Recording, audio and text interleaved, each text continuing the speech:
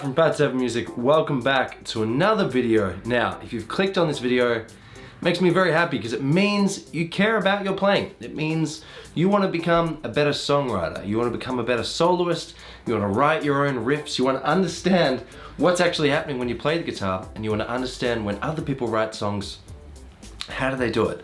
Trust me, it's not just magic. They don't just sit there playing chords over and over again. There's a system, and it's so easy to understand once you've watched this video. So I'm going to try and keep all of the information nice and tight and all in one place, so that by the end of the video you'll really have a full grasp and a full picture of what the guitar is and how you can use all of the different frets and all of the different notes to your advantage. So well done for clicking on this video.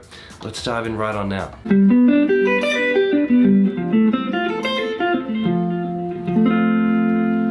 I know it seems like this is a long video, but really there's only a handful of theory facts, and I'll tell them as you go so you can count them off. You're doing really well. There's only 5 theory facts. So what we're learning about today is key signatures. Now, if everything else goes out of your mind and you're not sure, just think of key signatures as just a group of notes. That's it.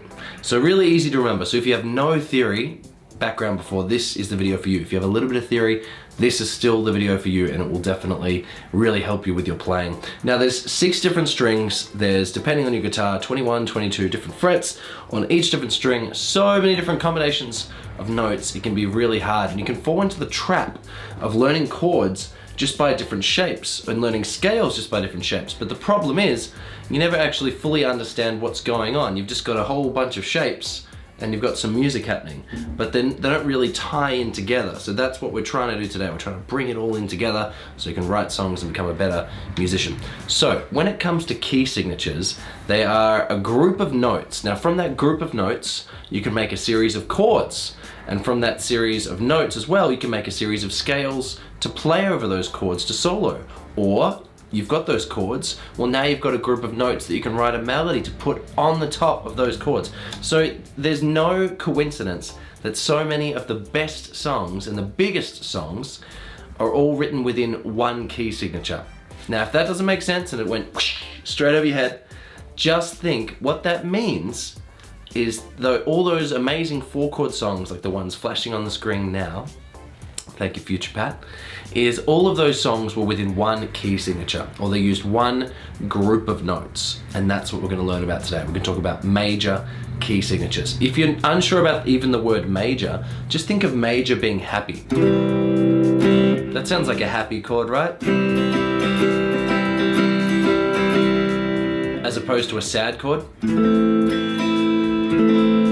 So when you think of major, think of happy. When you think of key signatures, think of groups of notes. That's it. Does it seem too much? Trust me, you're doing really well. If you're still watching, I bet half the people have already clicked away because they're thinking, oh, this is too much for me to handle. So you're doing really well. And it's this video that we form the basis of all our other theory videos. So great job. So how do we learn this group of notes? In Western music, there's these particular notes on the bottom of the screen. Okay, let's start from A. So if I play an A note for you, like the 5th string open. All right, that's an A. The first fret just goes the same with the notes on the bottom of the screen, A sharp. Next is B, next is C, next to that C sharp, next to that D, D sharp, E, F, F sharp, G, G sharp, and back to A again. Now I've done all the way from the open string to the 12th fret with just those notes on the bottom of the screen there. Now those notes repeat everywhere, all over the fretboard. It's just those notes from one A to another A. You can play them in any order. But if I wanted to find another A note, let's say the A note on the 6th string, well I'd be on the 5th fret. It's that same group of notes again.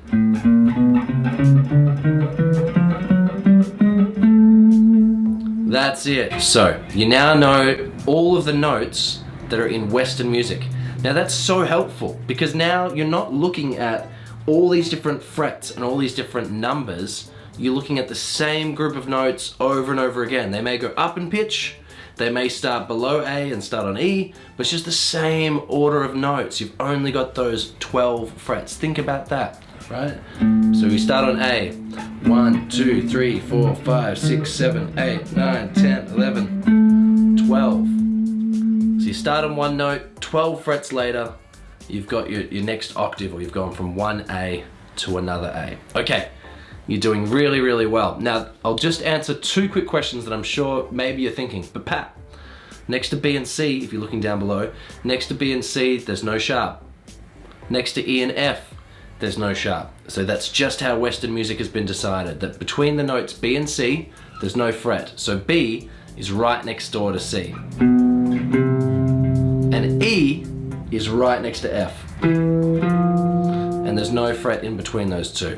I know, it's just something that you'll just have to remember, unfortunately. So B and C right next to each other, and E and F right next to each other. Now, if you're also thinking, okay, Pat, now, I've heard of these things called sharps now, that makes sense. But what about flats? This is the last bit of information, then we're gonna create chords together. I'm gonna show you how you can use those chords in your writing, so well done. Last and final bit of information is when you're talking about flats, it's just a different name for the word for a sharp. So let's say you play a G note, okay? If you go upper fret, then you've got G sharp. Now, depending on what the key signature is, which is a group of notes, depending on what the key signature is, you can either call it a G sharp, or you could call it, you can go to the 5th fret and go back a fret and call it an A flat. So have a look there. G sharp, A flat, sounds the same. Can you tell the difference? No, because it's the same note. So well done, you're finally up to understanding how we can create chords, how we can make our own key signatures. Anyone can do it. Well done for making it this far. Now, just like that intro that I was playing at the beginning,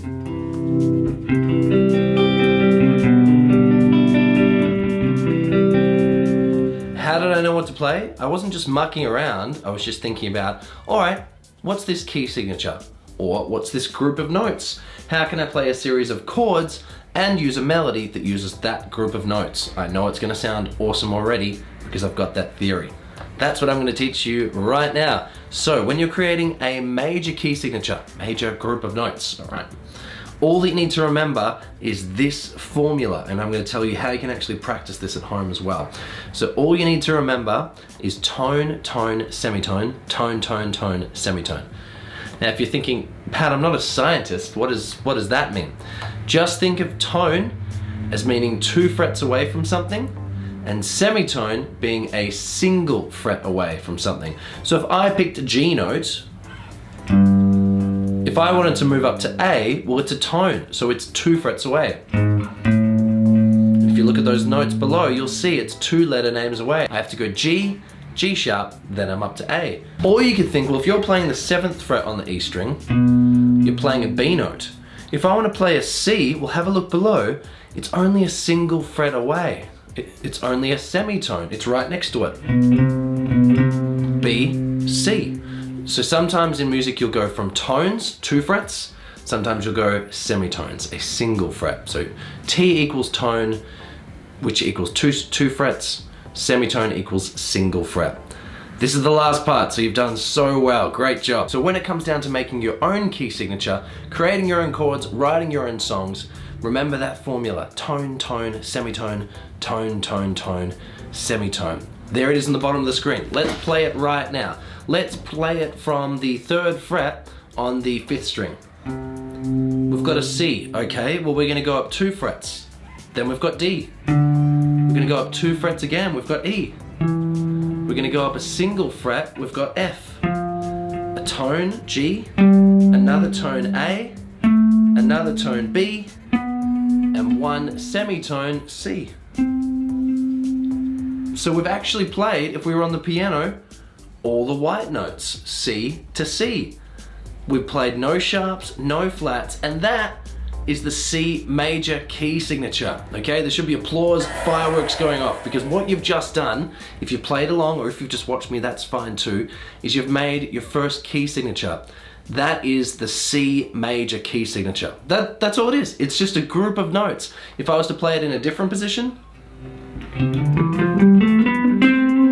C, D, E, F, G, A, B, C, C, B, A, G, F, E, D, C. All that it is just all those different white notes on the piano. There's no sharps, there's no flats. That's why I always want to start with the C major key signature. Here's where it gets a little tricky. those notes that we've just found in C major, you use all of those notes to create your chords. You use all of those notes to create your scales, everything. So if you hear a 4-chord song or any pop song, any famous pop song like these ones going past again, those just stay within a key signature, and a key signature is just a group of notes. That's all that it is. So in another video, the next video, we're going to talk about really just diving deep into using those chords and turning those chords into different songs. But so that it's all contained in one place, because you've done such an awesome job, here are the different chords within C major, and I'll play them. So get ready to pause if you're not sure about these chords, but the next video will be the first 3-4 chords that I recommend everyone should learn. So the first chord is C major. Easy to remember because the first chord, and it's the name after the key signature, C major. Next you've got D minor. E minor, sounds sad, minor sounds sad. F major. G major. A minor. This is a little bit tricky to understand. B diminished. Sounds like it's wanting us to finish, and then again we're up to C major. They're all the chords within C major. Again, that chord video is coming next, but just so that you understand, when here's those notes again, C major, C, D, E, F, G, A, B, C. So all that I've done there is I've taken a note and then I've skipped its buddy. I've skipped the one next to it and I've gone to the next note name. So I've started with C, skipped D, and now I've got C and E.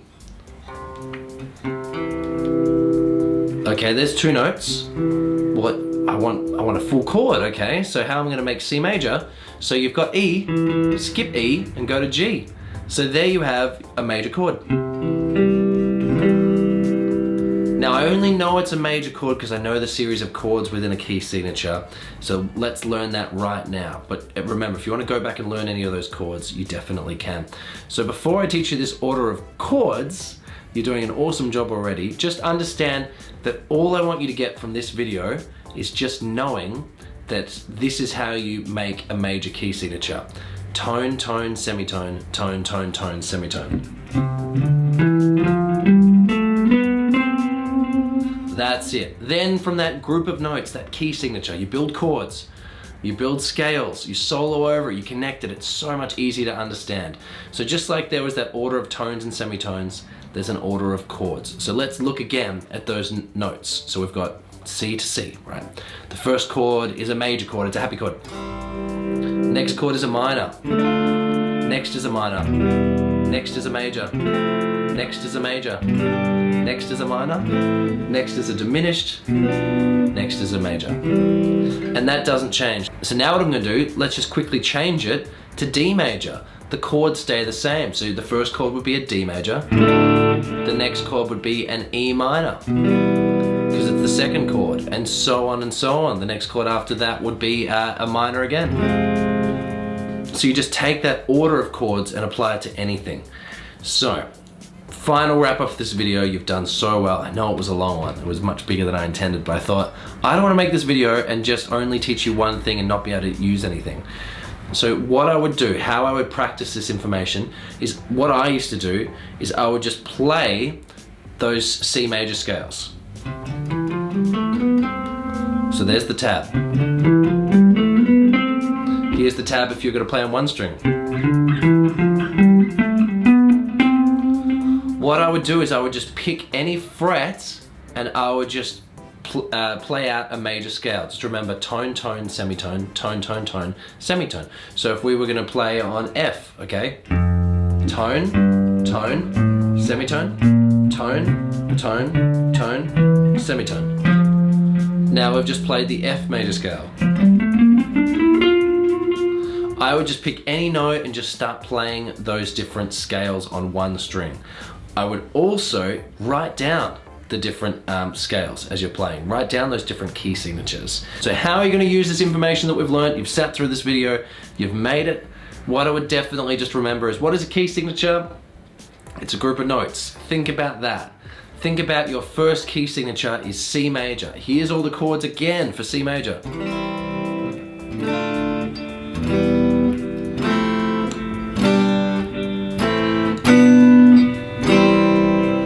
There's all your chords for C major. Pause the video, check them out, and we're going to use all of this information as our basis for writing songs, writing solos and melodies. Well done for making it to the end. I know it was a massive video. Really impressed that you made it to the end. See you in another one. Bye.